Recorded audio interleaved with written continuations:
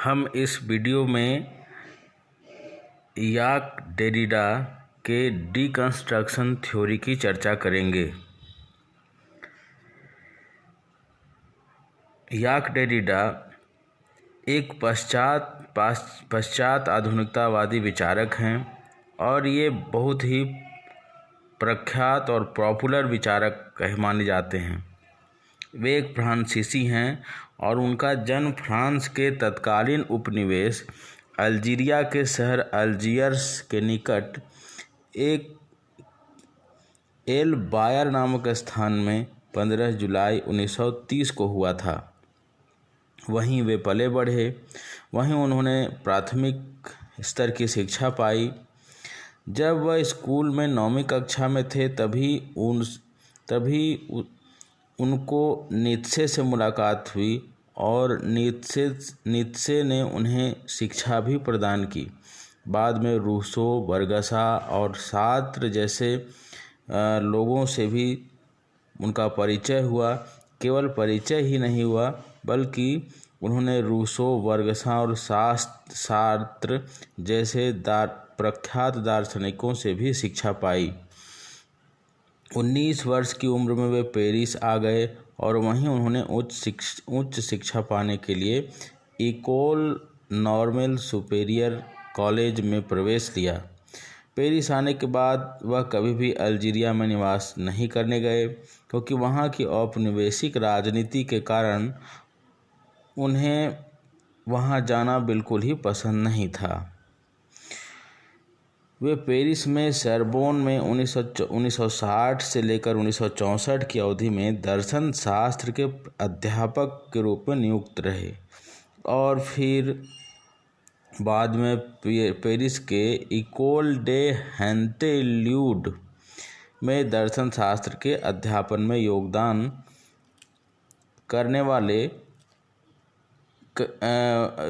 योगदान दिए।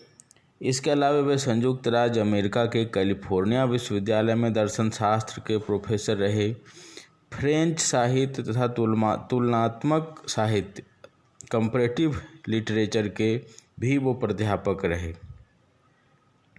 1992 में ब्रिटेन के कैम्ब्रिज विश्वविद्यालय में डेरिडा को एक मानद उपाधि देने की बात कही गई।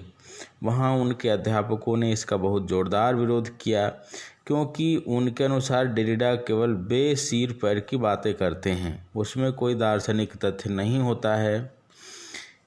इस संबंध में स्वयं डेरिडा कहते हैं कि उनके विचार बेसिर पैर के नहीं हो सकते क्योंकि वैसी हालत में उनके प्रति विरोध इतना जोरदार नहीं होता और विरोधी ज़्यादा से ज़्यादा केवल विस्मित होते। डेरिडा का कहने का मतलब था कि अगर उन्हें इस तरह से लोग ले रहे हैं, चाहे विरोध में चाहे समर्थन में, इतने पॉपुलर ढंग से ले रहे हैं तो उनकी बातें वे सिर पैर की नहीं हो सकती।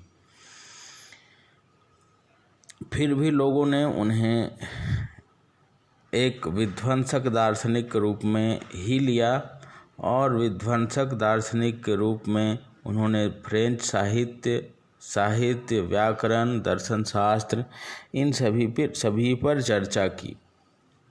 उनकी विधि डिकंस्ट्रक्शन की विधि मानी जाती है। इसे ही मेथोडोलॉजी ऑफ डेरिडा भी कहा जाता है। हम यहाँ देखेंगे कि डेरिडा की यह विचार पद्धति जिसे डिकंस्ट्रक्शन कहा जाता है वो है क्या वास्तव में। वस्तुतः डेरिडा की विचार विधि ऐसी है कि वह कोई विचार विधि ही नहीं है, इसलिए उसे डिकंस्ट्रक्शन या विध्वंसकारी कहा जाता है। उनकी विचार प्रक्रिया विध्वंसकारी मानी जाती है वो इसलिए कि जहाँ विध्वंस है वहाँ किसी रचनात्मक विधि का होना नामुमकिन है। लेकिन आश्चर्यजनक बात यह है कि जब एक और अनेक अच्छे विद्वान डेरिडा को एक विध्वंसक करार देते हैं, डिकंस्ट्रक्टर करार देते हैं और उनकी खिल्ली भी उड़ाते हैं, वहीं दूसरी ओर उनको अनेक विद्वान समझने की कोशिश भी करते हैं और उन्हें प्रख्यात भी बना देते हैं। अब इसका क्या निहितार्थ हुआ?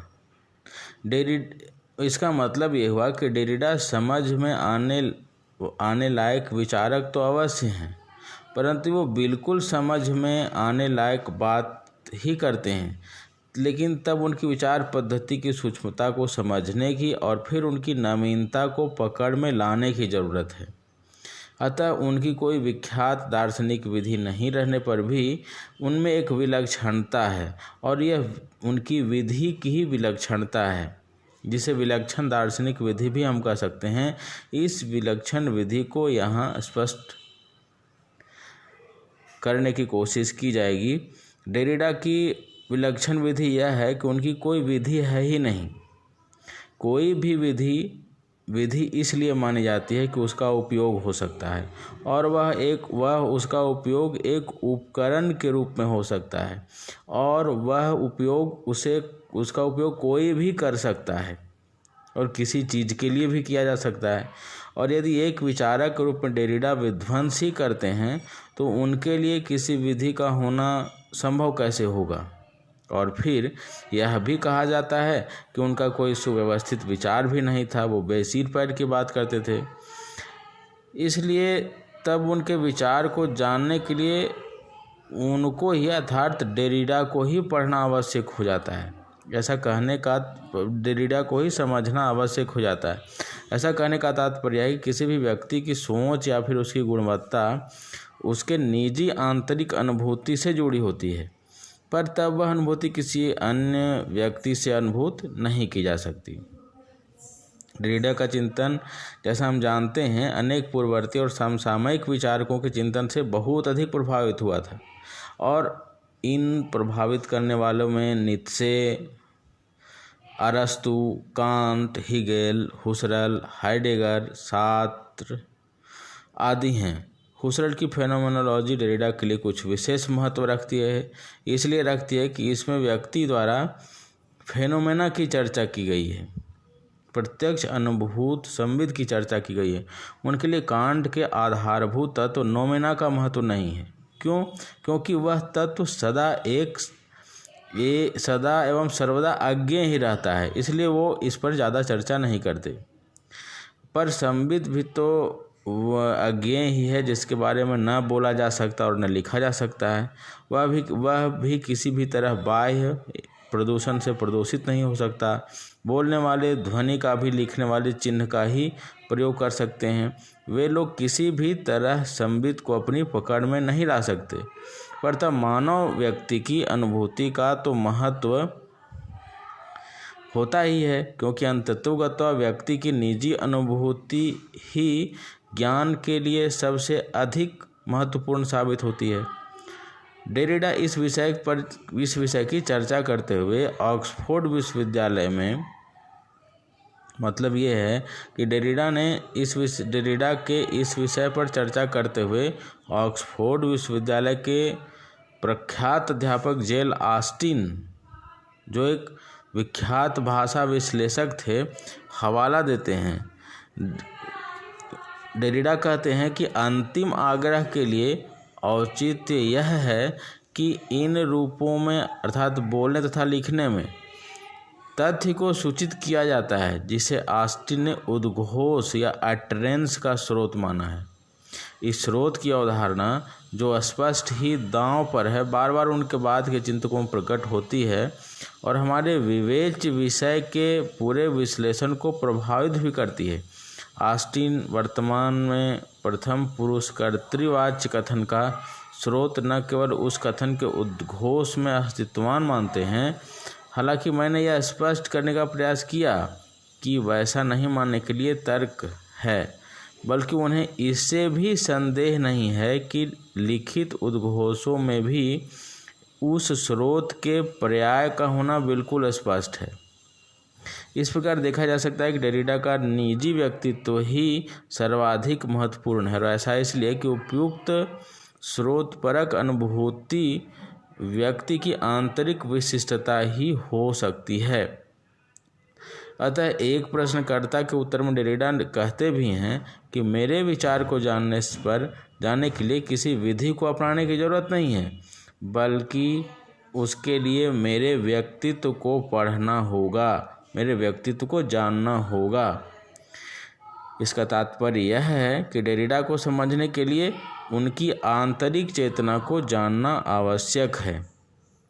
डेरिडा कहते हैं कि चैतन्य मनुष्य का सत्य है और संबित शास्त्र नृविज्ञान का सत्य है। चैतन्य आत्मा का या मनुष्य का उत्थान है, उसी तरह संबित शास्त्र नृविज्ञान का उत्थान है। इसलिए डेरिडा के ही शब्दों में हमें पहले डेरिडा के विचारों को जानने से पहले उनके व्यक्तित्व को जानना जरूरी है। और चूँकि डेरिडा का विधि डिकंस्ट्रक्शन का है, इसलिए यह और भी आवश्यक हो जाता है कि हम जिसकी कोई विधि नहीं है उसे उसके माध्यम से ही जानें।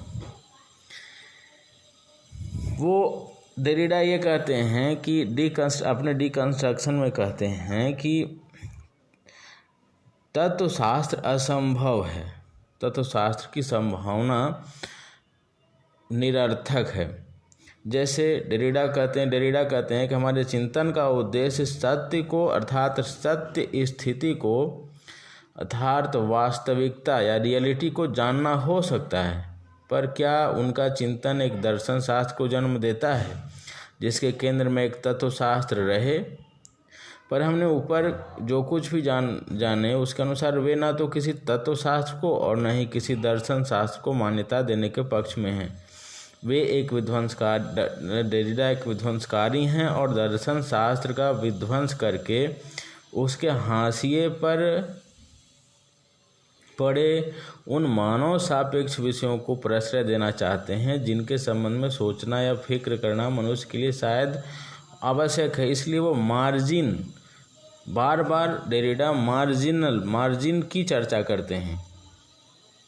ऊपर के डेरिडा के कुछ उदाहरणों पर यदि हम गौर करें तो हमें प्रतीत होगा कि वास्तविकता आंतरिक अनुभूति परक होती है, लेकिन वह वर्णन के बिल्कुल परे होता है। और इस प्रकार वो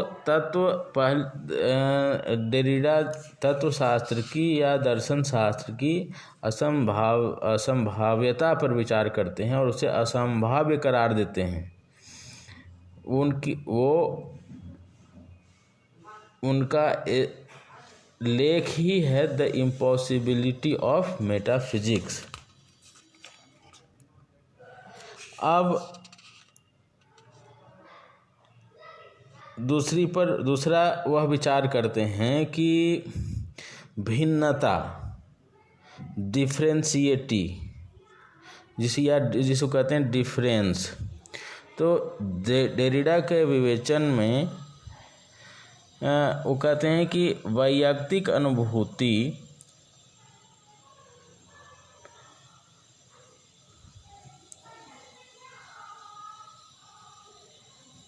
डेरिडा कहते हैं कि एक विशेष शब्द डिफरेंस है और डिफरेंस केवल अंग्रेजी में है, अंग्रेजी का शब्द है और यह अंग्रेजी का शब्द प्राचीन फ्रेंच डिफर से विकसित हुआ है। और डिफर है और फिर डेफर भी।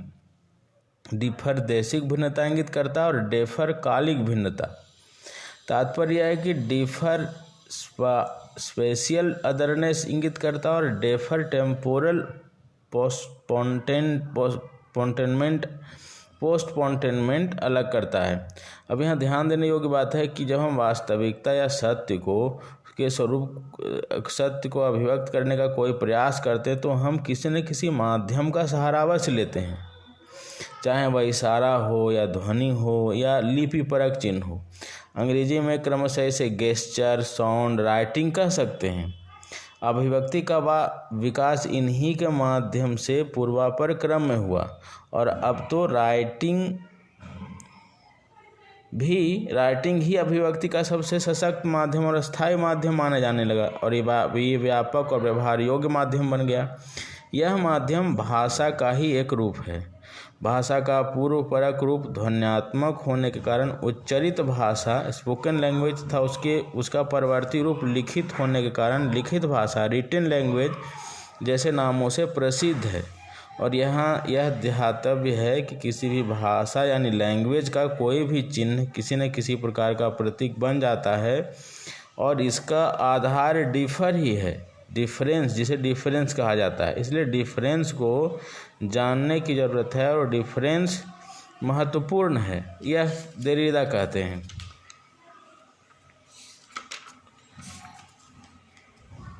देरिडा कहते हैं कि दर्शन क्या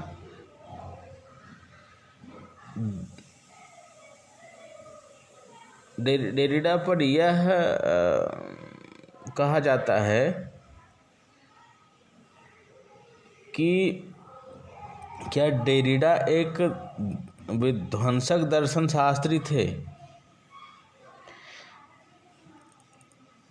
इसकी विवेचना करते हुए ये बात कही जाती है कि देरिडा को एक दर्शन भंजक का रूप दिया जा सकता है। वे एक अग्रणी पाश्चात्य आधुनिकतावादी अवश्य थे, पर दर्शन शास्त्र की वास्तविक महत्ता का ज्ञान उनको अवश्य था और वे अन्य विचार सुधारकों की तरह दर्शन शास्त्र को परंपरागत मिथकीय विचारों से मुक्त कर रहे थे। यहाँ इस बात का जिक्र करना बहुत प्रासंगिक होता है कि डेरिडा की पुस्तक मार्जिन्स के अंग्रेजी अनुवादक एलन बॉस ने अपने अनुवाद की प्रस्तावना में डिकंस्ट्रक्शन की बात का उल्लेख किया है और उन्होंने कुछ लोगों में एक भ्रम की स्थिति अवश्य पैदा कर दी है। वे लोग कहने लगे हैं कि डेरिडा डिकंस्ट्रक्शन की बात नहीं करते थे।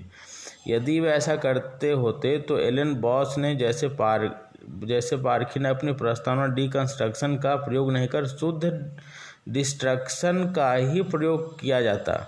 लेकिन मैं नहीं समझता हूँ कि डिकंस्ट्रक्शन के प्रयोग से डेरिडा के अपने ढंग के नकारात्मक चिंतक होने के कोई हल पड़ता है।